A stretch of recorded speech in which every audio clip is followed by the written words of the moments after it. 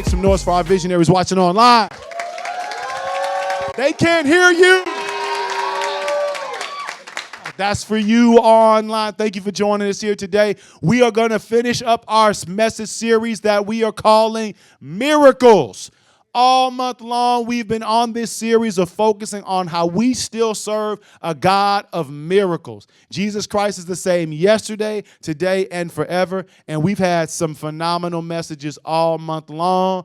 But today we close it out, and I'm telling you, this one right here might be the very best one.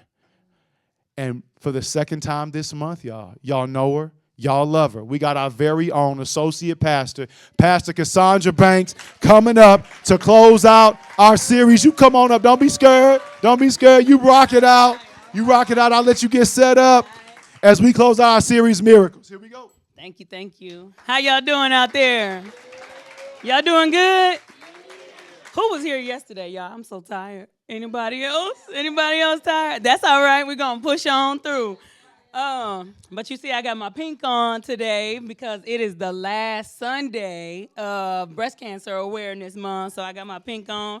Some of my church members done blessed me with my little bracelets, so I got all of that on too. But we're going to go ahead and we're going to get to going. Okay, y'all. So I have a question for you all. How many of you all in the audience have kids? Yeah, okay. Husbands or boyfriends? Okay. I'm going to ask you a question. I'm on the petty trail today. So y'all going to, I'm on the petty trail today. So y'all going to see. So how many of you all know what it's like when you ask your kids to clean something up and then they come and they say they done cleaning? Anybody? Anybody? Okay. I thought it was just me. I've come to the understanding that I must be the only clean freak in my house because I don't know if these people know what clean is. I'm not sure. So I wonder if they got some blurred vision, something's going on with their eyes. I'm not sure. I can't figure it out. But Saturdays are cleanup days for my family. And specifically, our kids, they have different chores and things that they have to do. And I give them these chores, and I promise y'all, 10 minutes later, here they come. We're done. Ain't no way. Ain't no way in the world. You know, so growing up, I had a mom who never believed, because that was us. 10 minutes later, we was done. And I had a mom who never believed we was done on the first time either. So if you had a mom like mine, you might hear this statement. What do you think you heard when they say, we're done cleaning? With what? And another thing is it your clean or my clean? Right. So I had a mom like that, but now I realize, you guys see those commercials where it's like you becoming your parents? I'm like, no, why? But I'm that mom now. So when my kids, they go to clean up, I'm always going and checking after them. But it's never clean. Okay, where's my daughter? She not in here. Okay, so, well, one of them is, but we won't go for her today. We'll go here. So my youngest, just last week, we came home from Canada. We went to a trip for my job. And we came home, and all my boys' rooms ransacked. I'm like, so they get $1 every day that their room is clean when they leave the house. Well, now I've moved to my sons losing $2 every day that their room is dirty. So they like negative like 110 or something like that. But anyway, so Lily, you know, she tries to get it together. And so I go into Lily's room and she's like, welcome home, Mom. I'm like, hey, Lil. And she was like, see, my room is clean. So I'll give this girl money on green light. Y'all, the next day, I go in there. And I open her closet trying to get some. First, I thought something was wrong because the closet wasn't opening. I was jamming. I was pulling it, and it wasn't opening. So I was like, oh, my Lord. That stuff was stacked up. But there's a never-ending story in my house. Matter of fact, when I send my kids to find something, parents out there know what happens. Can they find it? No, they can't find it. They can't find it. So also, I came back, and there was trash in the trash can, but no trash bag. So I was like, where they do that at? What is that? And they was like, Mom, there wasn't no trash bags. So I go upstairs to the 250 pack of trash bags that I know I had on that table. And I walk up and I'm like, son, what's that? And he like, yeah. I'm gonna do it right now. But that continues to happen. They're always trying to find something. They got these blinders on. Obviously, they don't know what clean is. They don't know where the stuff is. So that got me to thinking how often we walk through life looking through our own blurred lens. And we're unable to see what's right in front of us. So I want to come to you all with some scripture, and our scripture today is going to come from 2 Kings 6. But before I go to those scriptures, I want to set the scene for you. So this is about a man named Elisha. So I know you all in the Bible, there's Elijah and Elisha. And Elisha was serving Elijah. But now, during this period, I'll just bring you to what was going on. And so this story centers around Elisha, a prophet of God living in a time of constant conflict. So this is a time where they're at war, where there's a battle, between Israel and Syria. And the king of Syria is determined to conquer Israel. But he has a really big problem. He has a major problem. Every time he makes a move, the Israelites already know what he's going to do. And so he starts to get frustrated. He starts to get upset because he's trying to figure out, okay, how come every time I try to make a move on my enemy, then it's somebody that leaked the information. And so if you have a group of friends and you tell only them something and then you find out, what you gonna think? Somebody telling, somebody a snitch. You know what I'm saying? Somebody's telling. And so he's frustrated, and he goes to his people. And the Syrian king, he suspects that there's a spy among his rank. And so now he demands to know who is giving his information away, who's giving out his secrets. But his officers reveal something surprising to him. They tell him that it's not them, but instead it's the prophet Elisha in Israel. And he knows what you whisper in your bedroom. So they told the king, like, he is able to hear it and see it all. We don't know what's going on, but he knows it. Now imagine that the enemy king finds out that Israel has someone on their side who hears God for himself. That's scary to me. If you my enemy and you hear God, I'm like, wait, let me hear if I see something. He ain't said nothing to me. So even the secrets that they were whispering in private. And so the king gets furious. He gets mad. And he decides that there's only one solution, and that's to capture Elisha. And so he learns Elisha is in a city called Dothan. So he sends his horses and his chariots and a massive army. He sends like a really big army to go and kill Elisha. So that has to be an important dude. Like, if you're going to send all your goons after just one guy, that has to be an important man. So just picture an entire army all surrounding one man, and then he has his servant with him, determined to put an end to Elisha and his influence. And so Elisha's servant is there with him. And early in the morning, Elisha's servant, he gets up, he's stretching, he's getting ready for the day. He goes outside, and what does he see? The city is completely surrounded. So it's just him and Elisha. The city is completely surrounded by horses and chariots. They were everywhere. They was all around. There was no way that they could get out. And he starts to panic. Panic starts to set in. If you are looking, I don't know if anybody's ever been jumped around here, but when you start looking around and ain't nobody on your side, that's a problem. That's an issue. And so he's looking around and he starts to panic, and he runs to Elisha. And his heart is racing, and he shouts, "Oh no, my Lord, what shall we do?" So he like, they coming, they coming, they coming. This is just my interpretation, like now. But anyway, they coming, they coming. And so he sees no way out and just an overwhelming feeling of fear and of being scared. And so that introduces us to our main text, and I'll pick up from there, okay? 2 Kings 6, 15 through 17. It says, the servant of Elisha, the man of God, got up early the next morning. He went out and he saw an army with horses and chariots all around the city. He said to Elisha, "Oh, my master, what can we do?" Elisha replied, "Do not be afraid. There are more men to fight for us than there are for them." And so I can imagine Elisha's servant is like, "What you see?"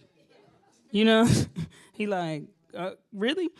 And then Elisha prayed, "Lord, please open my servant's eyes so that he can see clearly." So the Lord opened the servant's eyes, and now he could see lots of horses and chariots that burned with fire. They were on a hill all around Elisha. And so for those of you all who might have missed that, he can't see anything, and there's men that are surrounding them. But as Elisha asked for his eyes to be open in the spiritual realm, he got to see the angels and chariots and everybody that was fighting on his behalf. Do you know that y'all have angels and chariots that are fighting on your behalf all the way around in your sphere? And so the enemy, the world, life, wants us to be scared, wants us to be intimidated, wants us to be fearful. But we have to end up looking through a spiritual view. And so God gave Elisha's servant a supernatural vision to reveal God's unseen protection. And so over the last few weeks, we've had the opportunity to hear from different perspectives on the sermon series, Miracles. So we talked about what is the way of your miracle. We talked about the miracle of pain. And we talked about even if miracle from Pastor Will last week. And if you haven't gotten to see any of those messages, I absolutely suggest that you go online and that you check it out for yourself. They are phenomenal. But today I want to talk about something else with miracles. I want to talk about miracles in the making. We know what we think miracles are, right? So miracles are something that happens spontaneously. It's big. It's unexpected. It's remarkable. These are moments that we're like, oh, we remember that because that happened out of nowhere. We call it luck or fate or, all of these things that we have entitled them. But sometimes miracles are in the process, in a journey, and they can take time. So sometimes we're waiting for these miracles to happen, but it's already happening behind the scenes. So what we expect miracles in a single dazzling moment often are miracles that happen slowly over time. They involve hardship. They involve delay. They involve pain. They involve growth, right? And so when we're confused, when we're impatient, when we're delayed, God is never surprised. It always comes by a shock to us. We're always surprised about it, but God, he is never surprised. And he's working every step, even in the unseen parts. And so today I want to share with you all just a few things that I noticed as I kind of read through this script. Number one, God is working even when we can't see it. I know you all have heard that song. That's one of my favorite songs. Like, he's working. He never stops working. He's working on our behalf. He's working in the background. And in 2 Kings 6 and 16, when it said, "Don't be afraid," the prophet answered, "Those who are with us are more than those who are with them." So when we feel surrounded, when we're stuck in these seasons of our life, when we're feeling surrounded or we're feeling overwhelmed, we have to remember that God is in the fight. It's easy for us to feel alone, to feel insecure, to feel anxious, but that's exactly where the enemy wants us to be. He wants us to look around and see no one and feel isolated instead of sharing our story, finding community, sharing that with someone, and allowing somebody to encourage you. And so I want you all, as you walk away this week, I want you to remind yourself and pray that you see God's hand as a work in your life. That he, even in whatever storm you're going through, whatever is happening in your life, whatever seems like it's going to be a failure or you're going to be disappointed about it, I need you all to see past the physical eye. And even in your most challenging moments, you need to know that God's hand is on your life. Isaiah 41:10, it says, "Fear not, for I am with you. Do not be dismayed, for I am your God." Do not be dismayed, for I am your God. Number 2, miracles often come through the process of pain and growth. It just is what it is. It don't seem fun. It's not really, we like, who made that idea up? You know, God is the creator of everything. So you're like, what you creating? What does this mean? Sometimes we really get ourselves in the question. I've been in that season, even as a pastor. You know, I'm asking or questioning, like, what does this season mean for me? And so Romans 8:28, it says, "And we know that in all things God works for the good of those who love him, who have been called according to his purpose." And so I grew up a church kid, but I was like the church kid who was doing all types of stuff outside of the church. But I was like, hey, here I am. But when I used to hear that, scripture, it was annoying to me, honestly. That was the best way I could put it. It was annoying to me because everything wasn't good around me. So I'm just like, okay, y'all always saying like, God is a good God. You know, y'all know that song? Anybody? Okay, just me.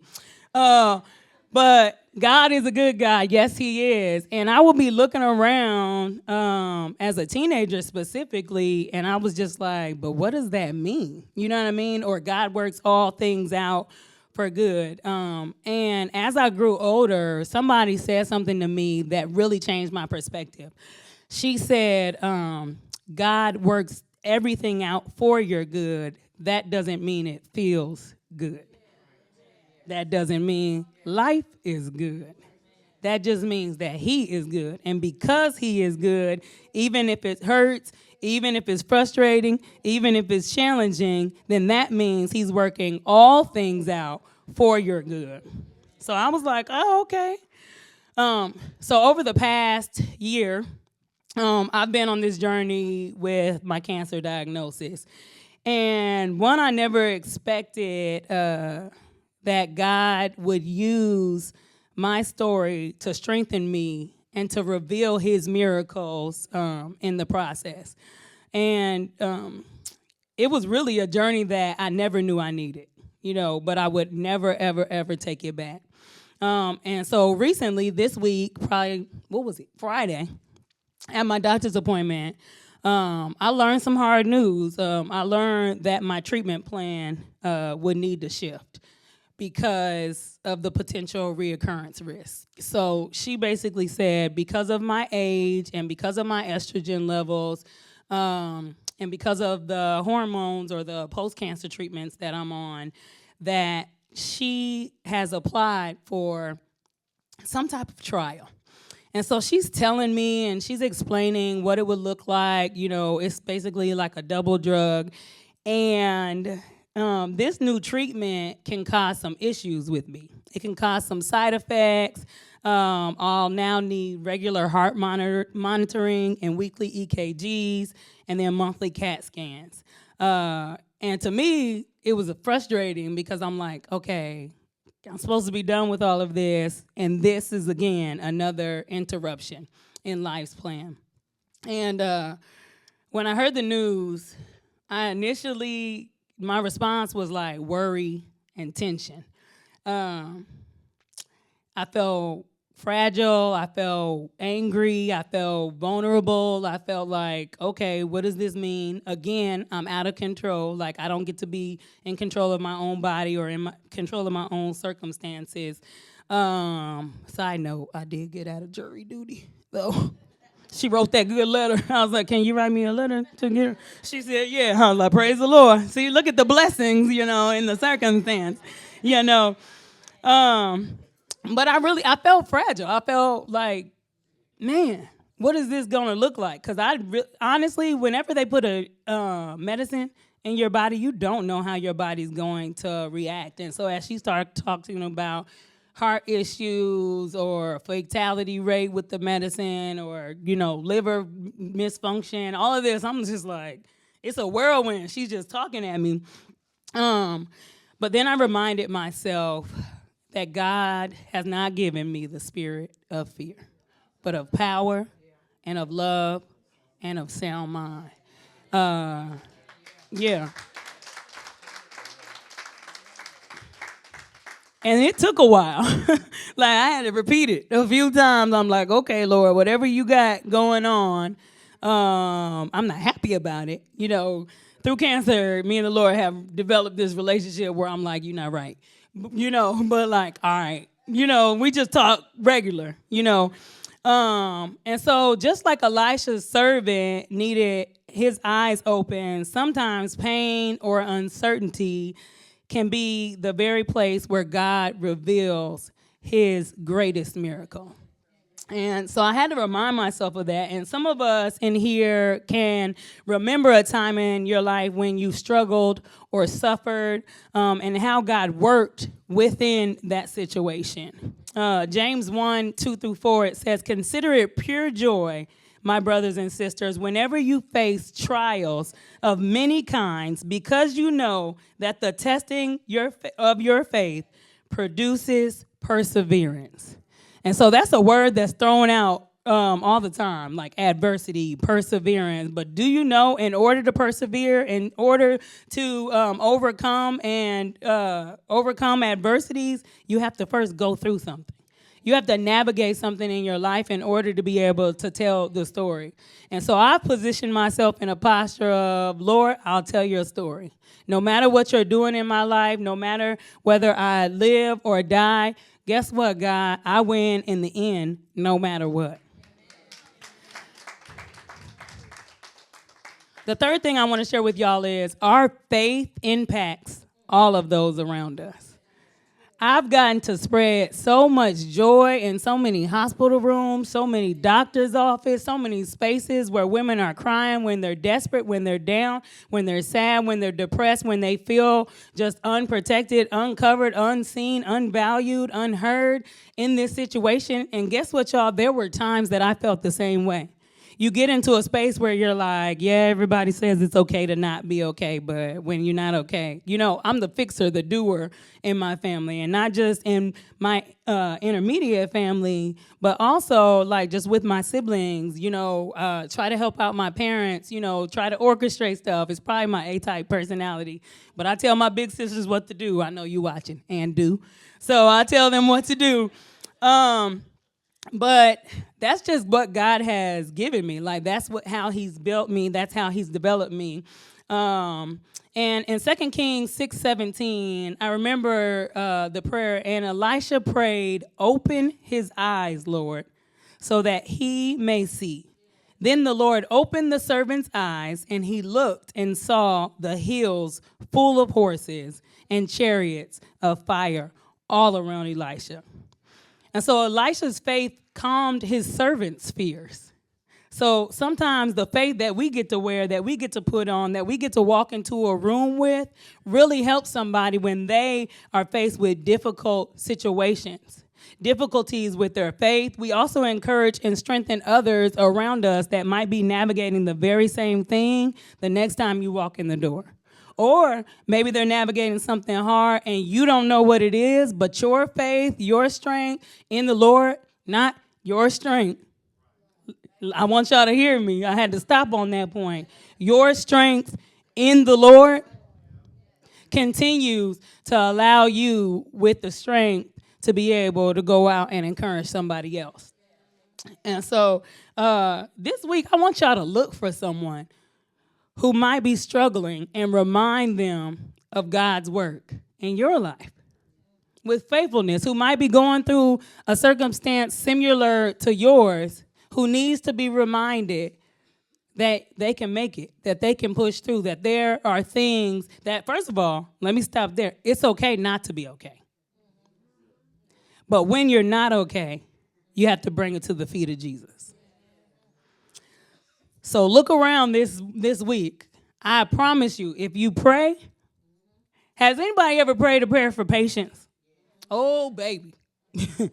When you pray a prayer for patience, everybody gonna get on your nerves. Everybody.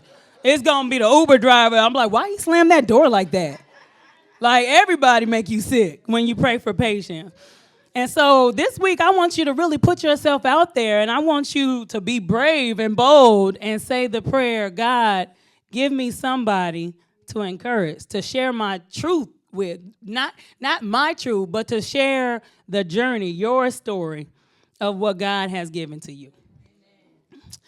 So Matthew 5:16, it says, in the same way, let your light shine before others, that they may see your good deeds and glorify your Father in heaven. So it doesn't say, let your light shine so that you can glorify yourself, or let your light shine so that people will like you or give you accolades. Literally, let your light shine so that people can see him.